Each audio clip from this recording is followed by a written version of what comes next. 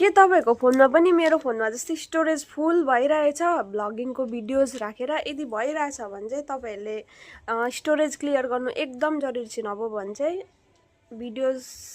अझै बनाउन सक्दैन तपाईहरुले त्यसको लागि चाहिँ तपाईले एउटा सेटिङमा गएर स्टोरेज क्लियर गर्नुपर्छ त्यसको लागि कसरी गर्छ भनेर म तपाईहरुलाई देखाउने छु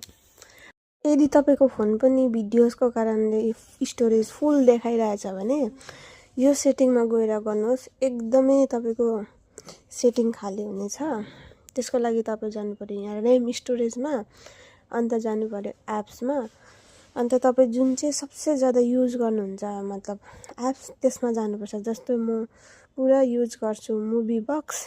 किनकि त्यसमा धेरै मुभिजहरु डाउनलोडहरु हुन्छ त्यसै कारणले मुभी बक्समा गए अन्त त्यसमा गएर क्लियर क्याची गर्नुपर्छ यसरी नै तपाई जुन जुन एप्स ज्यादा युज गर्नुहुन्छ त्यो चाहिँ गएर क्लियर क्याची गर्नुपर्छ तपाईकोमा स्टोरेज खाली हुनेछ थ्यांक यू फर वाचिङ यस्तो भिडियोजहरुको लागि यसलाई फलो सब्स्क्राइब गर्नुहोस्